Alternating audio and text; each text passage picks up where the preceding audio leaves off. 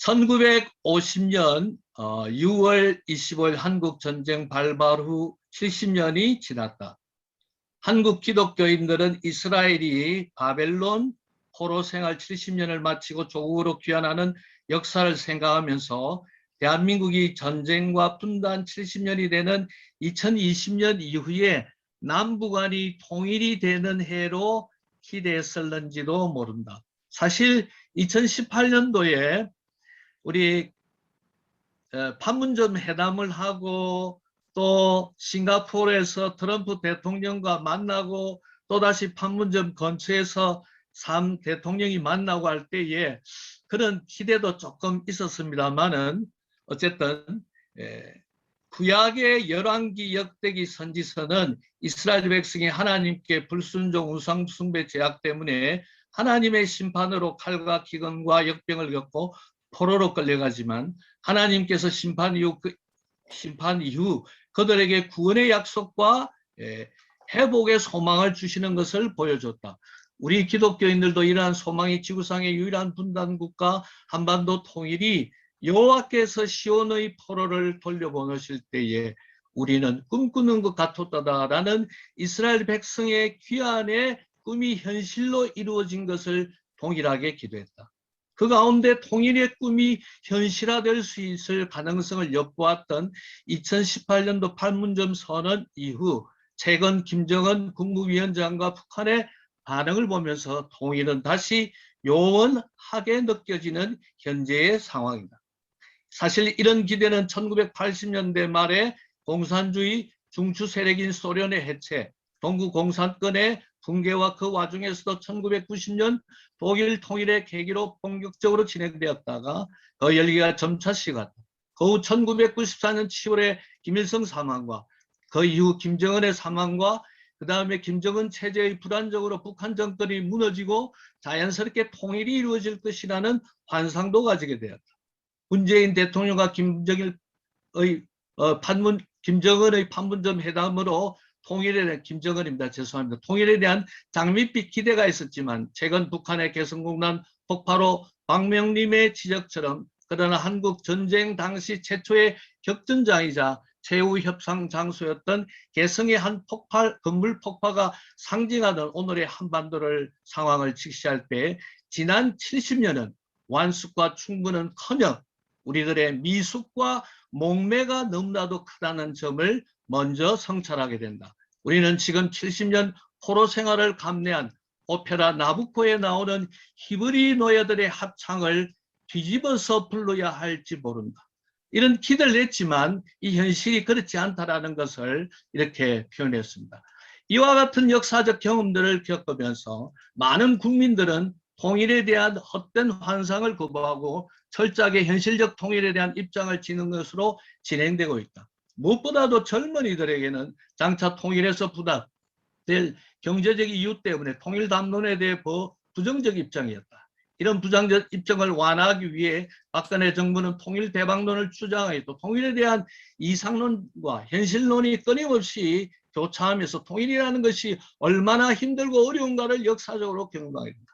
하지만 한국 교회는 통일과 북한 선교에 대한 무력감과 자괴감을 떨치고 통일과 북한 선교에 대한 보다 희망적이고 긍정적이며 전향적 입장을 견지해야 된다. 아마 이런 입장을 견지하기 위해서 이런 드림 포럼도 시작이 되었다고 저는 그렇게 생각합니다. 그래서 이런 드림 포럼을 통해서 우리가 무력감과 자괴감을 떨치는 어떤 그런 전향적인 노력들이 계속 이어가야 된다고 생각합니다. 이유는 소망의 하나님이 분단의 고통과 아픔 속에 신음하는 대한민국과 함께 하시기 때문이다. 이 소망의 예는 에스겔서에 나타나는 북왕국 이스라엘과 남왕국 유다가 하나 되는 내용이다.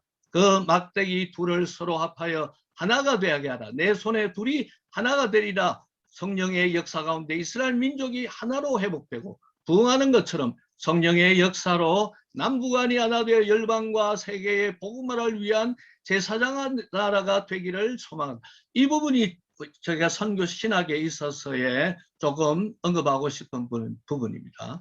북한 선교 및 통일 선교는 지난 민주정부들의 통일 정책을 보면서 인간의 힘으로 불가능한 하나님의 절대적 주권 하에 이루어져야 한다는 마음과 자세가 필요하다. 그러면 우리는 어떤 입장을 취해야 하는가?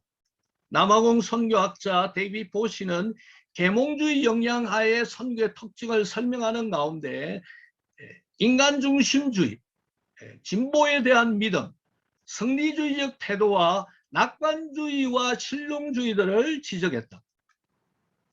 계몽주의 선교의 성리주의적 및 식민지적 군림하는 선교의 실패를 아시아 아프리카에서 수많이 목도하고 있는 현실이다. 물론 이제 그 선교의 좋은 열매와 결실들도 있습니다만은 오늘날 이 많은 나라의 무슬림의 엄청난 이런 확장과 팽창 이런 것들을 볼 때 토속 종교들의 부활이랄까 이런 걸 볼 때에 그 가운데 성리주의적이고 군림하는 이런 선교에 대한 성찰과 반성이 필요할 것 같습니다. 이런 실패를 북한 선교에 그대로 적용한다면 실패할 수밖에 없다. 이것을 극복하기 위해 우리는 삼일째 하나님 중심의 하나님의 선교를 강조한다. 이와 함께 최근에는 선교학에서 사도 바울의 약함 속에서의 선교에 주목할 필요가 있다. 사도 바울은 고린도후서에서 그의 연약함, 봉사, 슬픔, 고통 가운데 역사하시는 하나님의 놀라운 선교 사역을 묘사하고 있다. 이 약함 속에서의 선교는 계몽주의적인 승리주의적 또한 분림하는 사부장적인 선교 여기에 대한 하나의 성경적 대안으로 언급되는 것이라고 할 수 있습니다. 그래서 이 하나님의 놀라운 선교 사역을 묘사하고 있다. 나에게 이르기를 내 은혜가 내게 족하도다. 이는 내 능력이 약한 데서 온전하여 짐이라 하시니라. 그러므로 도리어 크게 기뻐함으로 나의 여러 약한 것들에 대하여 자랑하리니 이는 그리스도의 능력이 내게 머물게 하려 함이라. 그러므로 내가 그리스도를 위하여 약한 것들과 능력과 궁핍과 박해와 권고를 기뻐하느니 이는 내가 약한 그때의 강함이라. 그래서 사도 바울은 그의 서신서에서 성리자 예수 그리스도, 특별히 그리스도의 부활의 능력을 강조하지만 십자가의 죽음의 고통 가운데서의 부활의 능력이 나타나는 것을 생각할 때 십자가와 부활의 변정법적 역동성 안에서 우리의 선교를 답을 찾을 수가 있다.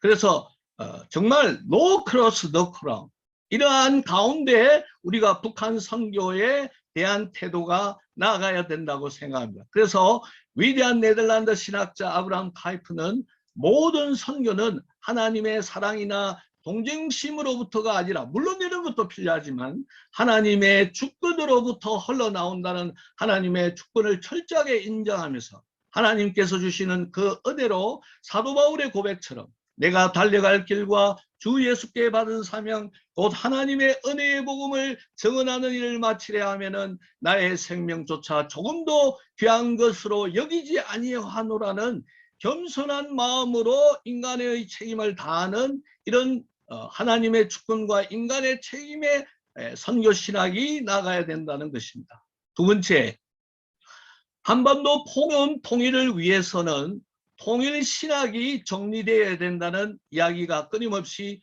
논의되고 있습니다. 그 가운데 그 통일 신학에 대한 이 다른 학자의 내용을 제가 정리한 것입니다. 그래서 여기에 가운데 통일 선교 신학이 다루어야 할 과제들로 몇 가지를 이야기하는데 첫 번째로는 여기 보시면은 화해와 통일이라는 주제.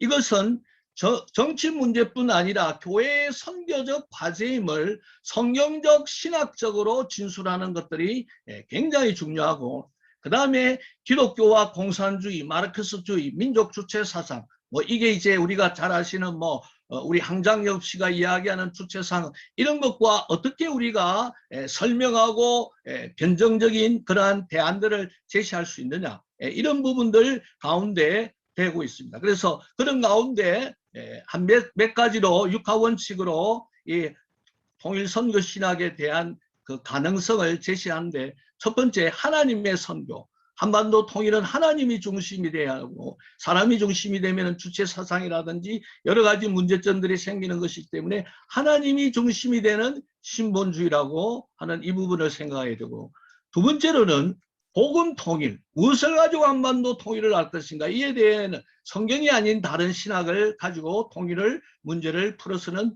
되지 않는다. 물론 우리가 하나님께서 주신 정치, 경제, 사회, 문화, 일반 은총적인 그런 학문적인 것들을 도구로 하지만은, 그러나 일반 계시의 유용성과 함께 일반 계시의 한계를 알면서 그 본질적인 답은 성경에서 찾아야 된다. 복음으로 돌아가는 것 가운데서 답이 있다. 그래서 그 부분을 두 번째로 말씀드리고, 한반도와 하나님의 나라. 한반도도 어떻게 보면은 하나님의 나라와 하나님의 의와 공의가 정의가 통치될 수 있도록 하는 가운데서 통일신학은 한반도와 하나님의 나라의 관계를 연구하는 그런 맥락에서 이루어져야 되고, 무엇보다도 그 전략에 있어서는 정말 성령님께서 사도 바울이 소아시아의 전도와 유럽 전도와 모든 것들이 물론 여러 가지 어떤 그의 문화적인 경험과 지정학적인 것들이 했지만, 그러나 롤랜드 알렌이라는 성경학자의 표현처럼 끊임없이 성령의 인도하심과 성령의 민감함으로 이루어졌다고 했을 때 그런 부분을 성령과 함께 의논할 수 있는 그런 부분이 되어야 되겠고, 다섯 번째, 임의와 아직.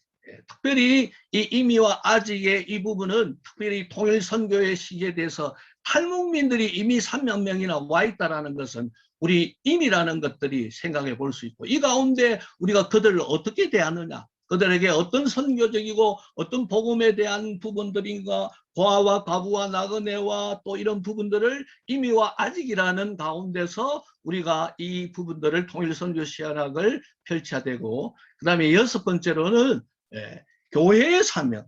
저는 이 부분에 있어서 통일선교 신학이라든지 남북 간의 선교에 있어서는 국가의 역할도 중요하지만은, 제가 나중에 뒷부분에서 조금 다루겠습니다만, 독일의 경우와 같이 정부라는 것은 그 정권의 이념에 따라서 굉장히 가변적이고 언제든지 바뀔 수 있기 때문에 그들의 역할을 우리가 중요시 여기고 소홀히 해서는 되지 않겠지만, 그러나 이 한반도의 통일에 있어서는 가장 중심에 있어서는 교회가 되어야 되고, 교회가 그의 선도적인 역할을 해야 되고, 또 그것이 특별히 독일의 사례에도 나타났기 때문에 그런 부분들을 언급을 했습니다. 그래서 정말 한반도가 통일이 되기 위해서는 한반도가 우상숭배를 버리고 하나님을 경배, 이 부분은 제가 나중에 조금 다루겠습니다. 이 우상숭배라는 것은 오늘날 우리 시대의 물신주의, 경제 지상주의, 뭐 이런 것까지 다 포함하는 거죠. 그래서 열방을 위한 제사장 나라가 되게 할 수 있는 그런 부분들을 우리가 앞으로 통일선교 신학에 나와야 된다.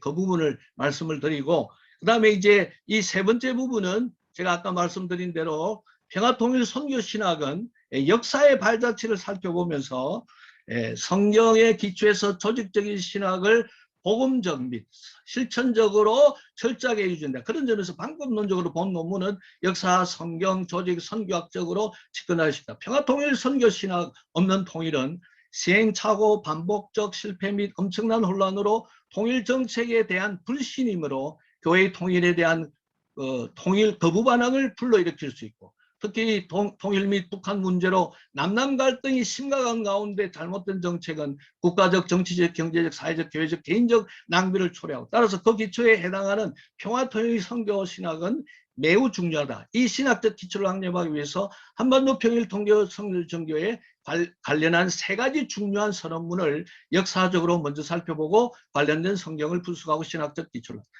여기에 이제 세 가지 내용은 제가 첫 번째로는 통일에 대한 가장 중요한 문서인 88 선언문이 있습니다. 이것은 평화통일에 관한 기본 선언인데, 이것은 1988년에 발표된 이 선언문은 7.4 공동성명 이후에 급격하게 변하는 우리 북남북 간의 관계에 대한 대응 체계에서 특별히 냉전구도에 시대된 당시에 비해서 상당히 진보적인 신학적인 입장을 갖고 있습니다. 그래서 대표적인 통일 신학 전문가 주동은 88년 선언문은 잠자는 한국교회의 통일 논의를 깨우는 촉매자가 되었다고 주장하고, 김흥수는 이 선언문이 남북한 정부의 통일정책과 한국교회의 통일운동의 관계를 이렇게 통해 교회의 의제가 남북한의 교차관계를 돌파하는 그런 선구적인 역할을 했다고 했습니다. 그래서 이 부분들에 있어서 제일 중요한 것은 민족의 평화와 통일과 평화에 대한 이런 부분들이 가장 중요한데, 제가 여기서 이번에 좀 강조하고 싶은 것은, 여기서 나타난 서론은 역사의 주체가 예수 그리스도의 복음을 보내시고 우리로 하여금 예수 그리스도의 죽음과 부활을 알게 해주신 분인데 하나님의 사실을 고백하고, 또한 여기서 중요한 것은 파송하는 성부, 십자가의 신학의 주체이신 그리스도, 그리고 선교의 주체이며 결단의 주체이신 성령에 대한 고백을 담음으로써 삼일체론적 구조 속에서 전체 내용을 이끌어가는 구조를 반영. 근데 이 88 선언, 이게 남북 평화 통일과 관련된 이 88 선언문이 삼위일체론적인 접근 가운데서 이루어지는데 무엇보다도 성령의 역할을 굉장히 강조했습니다. 그래서 이 부분을 아까 제가 서론 부분에 언급했던 것과 관련해서 조금 더 언급을 하고, 그 다음에 이 88 선언문이 굉장히 신학적이고 또 다른 학자들이 이야기하는 칼바르트의 화해론, 뭐 이런 부분들과도 굉장히 관련이 있다는 것을 언급하지만, 제가 이 시간 강조하고 싶은 것은 오늘 나오는 이 세 개의 선언문들이 굉장히 신학적인과 동시에 굉장히 선교적이었다. 그것을 여러분들이 꼭 기억해 주시면 고맙겠습니다. 그래서 평화와 화해와 이 모든 것들이 굉장히 선교적이었다. 그 가운데 이제 88 선언문에 나오는 세 번째 보면은 본 서로는 선교와 파송이라는 대주제하에 부름받은 사람들에게 책임하에 하나님의 선교사에게 동참하는 소명들을 굉장히 많이 강조하고 있습니다. 그래서 이 부분에 또 우리 박종화 목사님도 좀 관련이 되고 하는데, 박종화 목사님도 잘 아시는 대로 선교 신학을 또 아주 많이 연구하신 분이라서, 그래서 이제 이 선교 신학적인 관점에서 이 선언문들이 많이 이루어지고 있다. 그 가운데 특별히 평화와 통일에 대한 내용들, 지금 두 번째는 이제 88년 이후에 나오는 2010년도 내용입니다. 2010년도 대한 내용들, 2010년도에 대한 내용들이고, 그 다음에 제가 시간 관계상 넘어가도록 하겠습니다. 그 다음에 또 한국교회 통일정책 선언문인데 1960년에 발견된 이 부분인데, 이거는 특별히 그 한기총, 보수적인, 앞부분은 조금 진보적인 교회인데 이 부분은 이제 한기총이라든지 조금 보수적인 입장이었는데, 이제 이 부분에 있어서도 굉장히 중요한 게 남북 통일에 있어서의 선교적인 역할, 또 통일 한국이 이루어져서 제4장의 나라로서 열방을 섬기는 그런 부분들을 강조하고 있습니다. 그래서 이 세 부분에서 제가 여기 세 가지 선언문을 잠깐 읽어드리면은, 위에 세 선언문을 살펴보면 남북 평화, 통일, 선교 및 하나님의 나라 구현 등의 용어들이 공통적으로 나타나고 있고, 무엇보다도 선교의 중요성을 강조하고 있다. 그런 점에서 위에 세 선언문은 한반도 평화 통일 선교 신학의 기초를 제공하고 그 발전의 가능성도 문을 열었다고 할 수 있다. 이런 가운데 발표자는 선행 연구에 이어 한반도 평화 통일 선교 신학의 새로운 탐구 주제를 제공하다. 여기에서 이제 새 선언문이 이 남북 평화, 통일, 선교 이와 관련되기 때문에 여기에 기초해서 제가 이제 아주 간략하지만 성경신학적인 기초 가운데 앞에서 언급한 주제들을 제가 조금 더 발전해 나가고자 합니다. 그 가운데 성경신학적 기초 가운데 평화통일, 십자가 및 선교. 평화통일은 우리 모두의 소원이다. 그러면 그 당위성과 그것을 어떻게 이룰 수 있는가? 발표자는 그 성경 본문을 에스겔서 37장, 이사야 9장, 10장, 에베소 1장 이상에서 작본한다. 십자가와 예수 그리스도의 통일의 민족교회 이런 부분을 하는데, 이 가운데 에스겔 37장 북왕국 이스라엘과 남왕국 유다 이 부분들은 여러분들이 잘 아시니까 제가 이렇게 하고, 그 다음에 그럼에도 불구하고 절망적인 반역과 그걸로 말미암아 절망적인 상황에 놓여 있음에도 불구하고 구원과 위로와 소망과 희망 가운데서 보여주는데, 그 에스겔에 여러분들이 잘 아시는 대로 선지서들이 앞쪽 부분은 하나님의 심판, 뒷부분은 하나님의 구원, 이 마찬가지로 에스겔서에서도 이스라엘 백성의 우상 숭배와 범죄 때문에 하나님의 심판과 그 가운데도 불구하고 뒷부분에 하나님의 구원과 소망과 희망을 보여주는데, 이 구원과 위로와 소망, 희망에 대한 부분 가운데 필자는 본 논문의 취지를 위해서 논문의 취지를 위해서 영국의 대표적 구약학자 크리스토퍼 라이트의 에스겔 주석을 참고하는데, 그는 에스겔을 선교적 관점에서 전개합니다. 이 사람은 구약학자입니다. 특별히 캠브리지에서 구약학으로 에스겔을 연구해서 박사학위를 받았는데, 그럼에도 불구하고 선교사로 일을 하는 가운데 구약학과 선교학의 접점을 만드는데, 그 가운데 에스겔을 선교적 관점에서 이야기합니다. 그래서 저는 이러한 에스겔의 선교적 관점에서 제가 이제 필자가 참여하는 부산역 통일광장길에서 한 설교자가 남북 통일의 신학적 당위성을 설명하면서 성경 본문을 에스겔서 37장 17절에 기초해서 둘이 하나가 되리라는 제목을 써요. 이 본문은 잘 아시는 대로 유다와 이스라엘 통일하는 것에 실물을, 근데 이 본문이 오늘도 한반도 통일 선교 시기에 적용하는 것이 가능한가? 이건 나중에 좀 토론하고 싶습니다. 크리스토프 라이트는 이 본문이 이스라엘의 민족적이고 지리적인 것이기보다는 신학적인 것이었고 교회론적이었던 것이었다고 한다. 이 부분은 저도 전적으로 동감합니다. 하지만 발표자는 그 말씀을 한반도 남북 통일의 목표와 비전으로 그 본문을 차용할 수도 있다고 본다. 한국과의 이런 상황 가운데 어떻게 보면은 모범적으로랄까? 모르겠어요. 이 부분은 다른 분들의 자문을 구하겠습니다.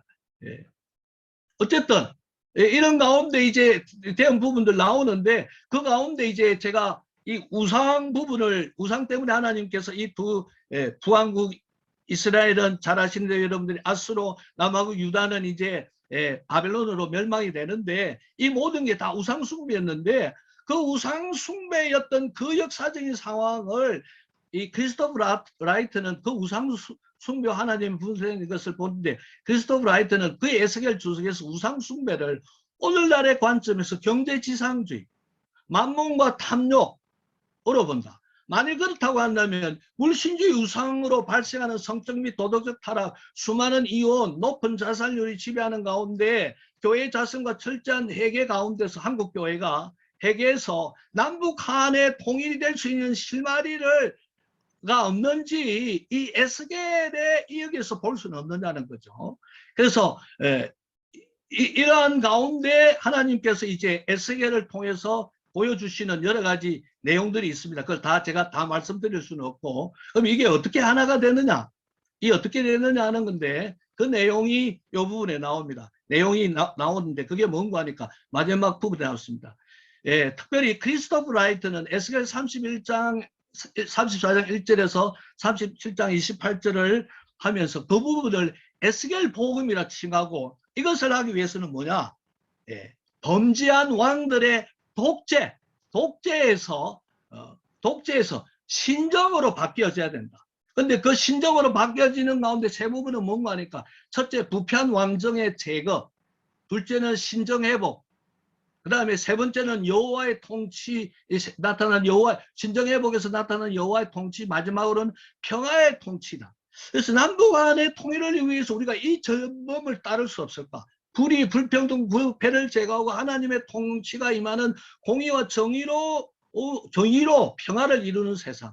에스겔은 그의 완상 마지막 절정부에서 목자와 왕이라는 주제에서 세 가지 주목하는데, 다윗 계열의 새로운 통치, 평화와 조화의 새로운 경험, 충만하고 완벽한 샬롬, 하나님과 그 백성 간의 언약이, 이것을 저는 이사야와 평화 사상으로 연결해 보게. 그러니까 통일, 이 지금 한반도 평화 통일 신학할 때 통일은 에스겔서 37장, 그것이 이제 평화로 넘어오는 것입니다. 그 평화로 넘어오는 평화 사상인데, 문재인의 한반도 정책은 북한 동북아 이웃국가 국제사회와 함께 한반도와 동북아 아우르는 평화와 번영을 추구하자는 대한민국의 주도적이고 장기적인 포괄 정책이다. 그 가운데 평화는 추구해야 할 최우선의 가치이자 정의이며 견제적 번영을 위한 토대로 간주한다. 그것을 위해서 북한 문제 해결 및 항구적 평화적 일하는데 이것을 위해서 성령의 평화사상을 이사야에서 살펴본다. 이 이사야 사상에서 저는 11장을 이야기합니다. 11장.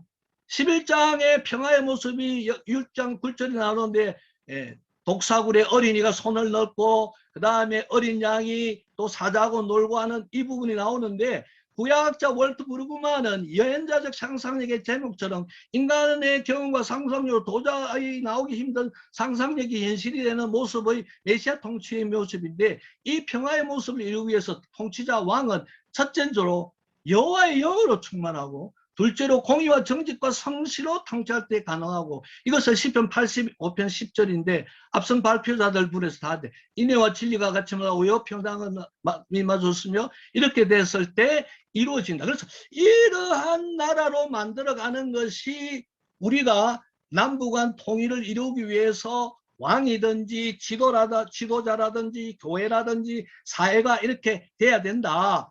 그런데 그 부분에 있어서 이런 부분을 이 평화산상을 우리 어떻게 되느냐, 교회가 먼저 말씀대로 살고 성도들이 그렇게 살고 영적 지도자들이 그러한 삶을 살도록 기도하고 배출하는 것이 대안이다. 이 점은 니콜라스 월트 스토프가 자신의 논문인 공적 신학 혹은 기독교 학문에서 설득력 있게 전개한 논정이기도 하다. 경제학자, 정치학자, 사회철학자 등 조력자로 활동하지 않을 때 신학자들은, 우리는 목회자들은 사회적 구조에 집중하기보다는 정의롭고 진실하며 평화로운 사회를 상상하고 만들어갈 수 있는 사회적 행위자들, 그러니까 우리의 교회의 오늘 이 평화 교육이라든지 샬롬 교육이라든지 화해 교육이라든지 용서 교육이라든지 이러한 것들을 우리의 교회의 청년들, 우리 교회 성도들 행위자를 길러내고 그러한 행위자들이 더욱 많아질 수 있는 문화적 분위기를 조성하는 데 더 관심을 기울여야 한다고 월터 스토프는 주장합니다. 그래서 우리가 그런 부분을 해야 됩니다. 그럼에도 불구하고 저는 질문이 남는 게, 그럼에도 불구하고 우리가 그 구조를 바꾸고 제도를 정의롭게 만드는 구조적 체제 변혁적 노력도 강조해야 된다. 이런 가운데 제가 에베소서의 하나됨과 이랬습니다. 이 가운데 이제 정치신학적인 접근입니다. 이 시간이 너무 많이 가서 죄송합니다. 정치신학적인 접근인데, 정치신학의 대표적 법철학자인 칼 슈미트는 현대 국가론의 중요한 개념은 모두 세속화된 개념입니다. 쉽게 이야기하면은 현대 국가의 법, 현대 국가의 정치, 이 모든 개념은 신학의 세속화라는 거예요. 신학에서 다 뽐떴다라는 거예요. 좋은 의미에서 신학에서 다 뽐떴다라는 거예요. 예? 그렇기 때문에 우리가 오늘 이야기하는 화해, 오늘 우리가 이야기하는 용서, 오늘 우리가 이야기하는 정의, 이 부분이 기독교 안에서만이 아니고 정치, 경제, 사회 모든 것에 확장되어질 수가 있다는 게 칼미트의 정치 신앙입니다. 그런데 이들 개념을 더욱더 발전시키고 한 사람이 그 다음에 누구인가 하니까 이탈리아 정치 철학자 조르즈 아감벨입니다. 아감벨은 심지어 뭐라고 했는가 하니까 신학이 실제로 신성화된 정치학이라는 겁니다. 쉽게 이야기하면은 너무 극단적인 예인데, 정말 목사님들 가운데 성경 말씀의 공의와 정의와 긍휼과 자비를 잘 실천해서 잘하는 사람은 정치에서도 잘할 수 있다는 겁니다. 이게 너무 극단적인 예이지만 그런 게 고대 여러분들 초대교회의 그레고리 7세가 엄청난 일을 했다는 거죠. 그런 점에서 우리도 이 부분을 좀 적용할 수 있다. 물론 이제 조직신학적인 관점에서 화해가 가지는 이 의미를 특별히 장신대 박성규 교수가 평화통일의 신학적 근거로서의 기독교 화해론, 그 다음에 서울장신대 이상원 교수의 화해론에 기반한 통일, 이런 것들이 어떻게 동서독의 통일에 엄청난 영향을 미쳤는가, 다름슈타트 선언문이라든지 바르멘 선언문이라든지 이런 것들을 이야기해가지고 합니다만은, 그러나 그 중에 하나가 윌helm 몰터만의 제자인 크로아티아 출신 예일대 미로슬라브 볼프가 용서가 가지는 정치적인 의미를 굉장히 잘 설명을 했습니다. 이 용서가 가지는 정치적인 의미를 잘 설명했는데 이것은 누구에게 배웠는가 하니까 한나 아렌트의 인간의 조건에서 배웠습니다. 한나 아렌트가 정치 철학자이지 않습니까? 정치 철학자로서 자기가 홀로코스트를 경험하고 자기가 이 분노와 원수에 대해서 가장 많이 고민하고 용서라는 주제를 가장 많이 했던 이 한나 아렌트가 이 정치 철학자로서 이 지구상의 갈등과 모든 것들을 해결할 수 있는 실마리를 한나 아렌트가 인간의 조건에서 예수 그리스도를 통해서 발견했습니다. 예수 그리스도의 십자가를 통해서 이 부분의 모든 갈등과 정오와 미움과 이 홀로코스트의 문제, 독일과의 문제 이런 것들에서 그래서 여기에서 오늘 이야기하는 것은 이 정치신학인 용서가 화해가 정치신학적으로 얼마나 중요한가 하는 것들을 쭉 이야기하면서 이 한나 아렌트가 이야기하는 불가역성이라는 불가역성의 공경이라는 표현이 있는데 이 불가역성의 공경은 뭔가 하니까 자신이 무엇을 하는지 알지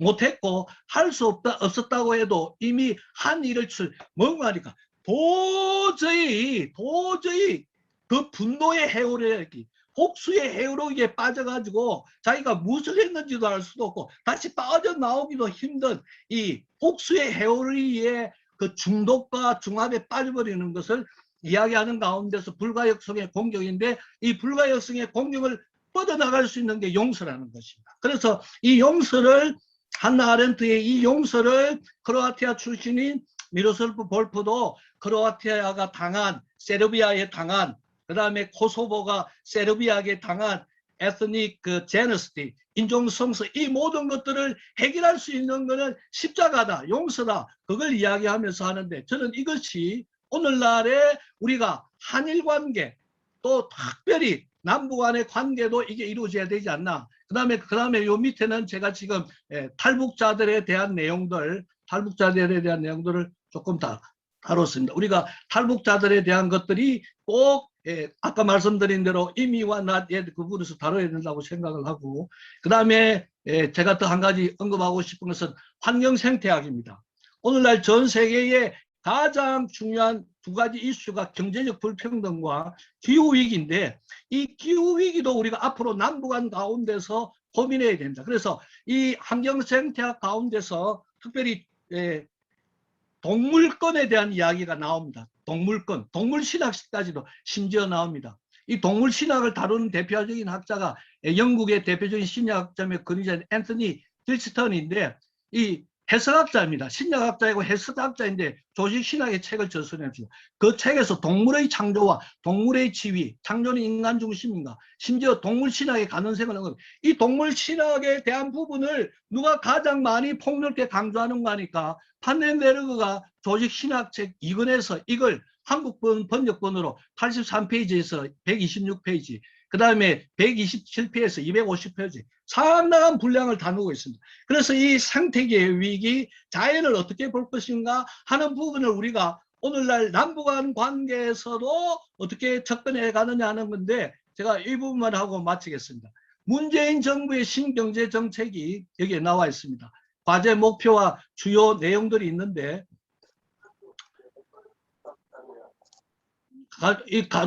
그 중에 제가 여러분들 특별히 DMZ 환경을 보십시오. 지난번에 우리 장신대 교수님이 발표하셨는데 DMZ 환경관광벨트 이쪽 DMZ를 생태평화 안방관광각으로 하라고 했는데 이 부분을 제가 지도로 약간 그림으로 도표로 보여드려요.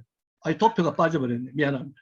자, 그래서 여기 죄송합니다. DMZ 환경 지금 이 부분을 앞으로 우리가 남북 간의 통일과 관련해서 하고 제가 이 부분에서 조금 더 언급하고 싶은 거는 특별히 탄소 중립, 탄소 제로 부분과 관련해서 우리가 또 북한과도 어떻게 할 건지 또 이 부분에 있어서는 이미 우리 김은규 교수님 계시는 전공에 대해서는 이 남북 간의 이 통일 부분을 독일의 사례를 통해서 이렇게 해서 그래서 앞으로 이런 부분들도 더 이어져야 가야 되고 제가 여기서 다루지 않은 부분들 가운데 하나 더 언급하고 싶은 것은 정말 전 세계에 흩어져 있는 약 600만, 800만에 이르는 디아스포라를 특별히 중앙아시아에 있는 고려인들 이런 사람들을 통해서 중앙아시아를 어떻게 복음할 것인가. 이번에 나타났던 여러분들 아프가니스탄이라든지 카자흐스탄이라든지 우즈베키스탄이라든지 중앙아시아의 무슬림을 어떻게 이 디아스포라와 함께 하는지. 제가 결론 부분은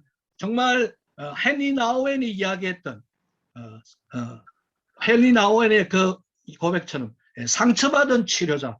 우리가 전쟁의 고통과 가난과 이것들을 다 겪었던 우리가 하나님께서 첫 번째로 우리를 복음화시켜 주시고, 두 번째로는 우리를 정말 산업화시켜 주시고, 세 번째로는 우리를 하나님께서 정말 민주화 이루어 주시고, 네 번째로는 우리를 선진화 주신 이 놀라운 축복들을 제사장의 나라로서 상처받은 치유자, 우리가 정말 고통과 질병과 그런 가운데 있는 아시아와 아프리카를 치료하는 제사장적인 나라가 된다고 생각합니다.